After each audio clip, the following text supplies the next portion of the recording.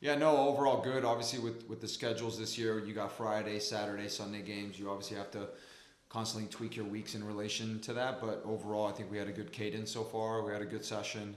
Yeah, we're good. We're getting ready for Chicago this weekend. Thank you for that. We'll open it up to questions. We'll go ahead and kick the ball rolling with Theo. Theo, go ahead. Hi Fabrice, how are you? Good. How are you? Not too bad, not too bad. Good to see the jacket on. A bit chillier this morning. Yes, a little Um, cold. Speaking of chills and the famous Windy City, you spent a bit of time there, obviously as an assistant coach, and maybe before that. I'm not actually sure. So just my opening question is just sort of like, what's your relationship like to Chicago? Any feelings about going back on the pitch, off the pitch? Yeah, look, it was a great city. Loved living there. Started off on the youth side and directing there, and then through COVID was helping out, and then became volunteer assistant with the Red Stars, and then assistant and full time assistant my last year in 22. So yeah, overall, like it was a place that I grew a lot from a academy director position, but also getting your feet wet in the pro game, and yeah, I have very fond memories and good memories of my time there. And when it comes to travelling with this Dash squad, are there any things you're doing for the first away trip to kind of create, you talked a lot about culture and standard building. Are you doing anything with this group as they travel to like set a new kind of team vibe or team culture? Are you bringing more? I know sometimes teams like to bring more than the 20 active players on a first away day to try and like give everyone that experience. What are the ways in which you're kind of building the away experience, the squad build for this trip? Yeah, we've done a lot of our culture building, even in preseason, whether it was Coachella. Even this week, we did something internal where we kind of layered out, continued our vision and values for this year, and kind of like put a stamp on those things. But in terms of this, it's such the beauty of living in Houston and so central is a lot of times you can travel match day -1, and so obviously we're able to train and then travel. So really, it's just kind of getting them off their feet, getting some rest. We obviously have an early kickoff time on Sunday, so not going to be too much stuff from our end. Probably just sit together, watch some of the NWSL games, Saturday night that are happening, but nothing more organic than anything, to be honest. And just in terms of reviewing that first game, your first kind of review week of a proper game, what did you feel the players' response was like to feedback or from seeing the game for a second time? What maybe changed from how you were feeling on Friday night to how you were feeling on Monday morning, you and the squad? Yeah, look, if you would have told me at the beginning of the game that we would have limited Spirit to 5 box entries, I would have been like, okay, that's a good performance. So obviously, we need to be a lot more sound defensively, and we've already hashed out a lot of those things, and we're still, hashing out. But in terms of the second half, that was a team, and there were still a lot of things that we talked about that needed to be better. But that was a team that showed real signs of who we can be. And so that was very promising and exciting. I thought the people that came off the bench really added a lift, and I've said this before. I think we have one of the deepest squads in the league. Like in terms of just from top to bottom, it's very competitive. It's very tight. Every weekend, I have a tough decision to make: is who's going to be in the starting 11. So, yeah, no, I think it was a good response. The biggest thing for me was to see. It's one thing to believe something, but it's one thing to experience it. And I think the players actually experienced what we have been talking about all along in terms of who we can be in that second half. So I was very pleased with that. Thank you, Fabrice. Yeah, Appreciate the time. thank you. Sandra, go ahead. Thanks so much. Hi, Reese. Just to follow up on some of Theo's questions, coming on back to Chicago, a place where you spent some time in. Unfortunately, the welcome back forecast looks like it's going to be chilly and rainy. How is some of that maybe affecting some of the match week prep for Houston, and maybe what's the advice you're already sort of giving your players ahead of that forecast?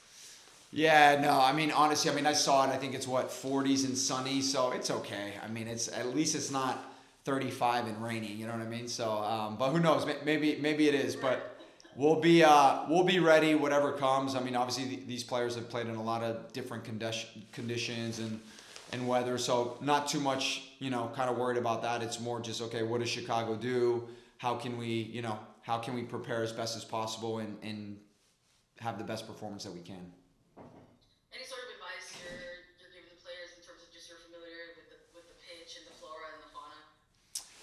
Right now, no, but obviously, we'll definitely talk through that. Again, I've been on that pitch where it's been somewhat nice, sometimes not. So I think there's, we'll be curious to see what state it's in. But yeah, right now, nothing on those fronts right now. And right now, it's match week. Was match week 1. Now just going into match week 2. It's obviously still very early days in NWSL. But despite the loss, there were so many good things to come out of that first game performance for the Dash, dominating a lot of the offensive stats at one point throughout the game. What were, in your opinion, maybe some of the principles that you're presenting to the team already that you're happy to see some of the buy-in from them at this moment? Yeah, I think defensively, just being really organized and connected and understanding when to press, when to get our set structure. I think I was very, very pleased with that. I think the players kind of executed those things to a T, and the behaviors you're seeing. I think positionally, the ideas were there in the offense. I think positionally we were a little bit off, and so that was the thing for us, is to get that structure right in order for us to do what we do. And the players saw that if you're 5 yards a little too disconnected one way or the other, how it creates a chain reaction. And so again, but one thing I really liked about the second half, we played with a lot more bravery in possession, and we played with a lot more like, hey, they're pressing us, let's keep playing, let's go. And you saw us break their press many times, and that was that's just the positioning piece, but it's also a mentality piece. You got to believe you can do those things. And so again, those are a few things, still a long way to go, but overall first game, like in terms of intensity, physicality, trying to play, I think the biggest thing moving forward is, can we get a double half performance, right? Can we get a full game performance, not just so much more? And I still think the first half was okay. It wasn't necessarily, it was still solid, but it didn't have the conviction and the belief that we had in the second half. Nice. Good luck. Safe travels. See you on Sunday. Thank you, Sandra. Appreciate it. Rory, go ahead. Hi, Fabrice. Thank you for your time. I just wanted to ask a little bit. I know you mentioned one of the sort of, brighter points for you guys was limiting the number of opportunities the Spirit had in the box. Just looking at what Orlando was able to do versus Chicago, and kind of the rough go that Chicago had. I'm just interested in how you see them as a test for this defense and being able to hold, and how well they might be able to limit opportunities in the box against a somewhat short-handed front line that Chicago has. Yeah, look, Chicago's going to get some players back too. They've got some dynamic players. Obviously, I think Ludmilla may be coming back. You've got some other players. So they're a team that can definitely be really good in transition. So I think for us, like, that's a big, big thing for us, is just making sure our spaces, our second ball shape, all those things have to be really, really intact. And then finding moments when we can defend and regain it higher up. So yeah, I mean, overall, if you look at Orlando, I think also Orlando was very clinical in terms of the finishing, right? So if you look at their expected goals, I think it was around 2, maybe 2.5. So obviously they scored 6. So again, Chicago's shown that they're a gritty team, especially at home. They can get a result against anybody. So I think for us, like, we got to be really ready and make sure everything's tight knit and solid, so it gives us the best chance to perform well. And then I know Avery is up next. I'm just also really interested in her role as sort of a flexible player, being able to shuttle back and forth between the midfield and the back line. How important have you seen that flexibility be to be able to have her do that as part of your system?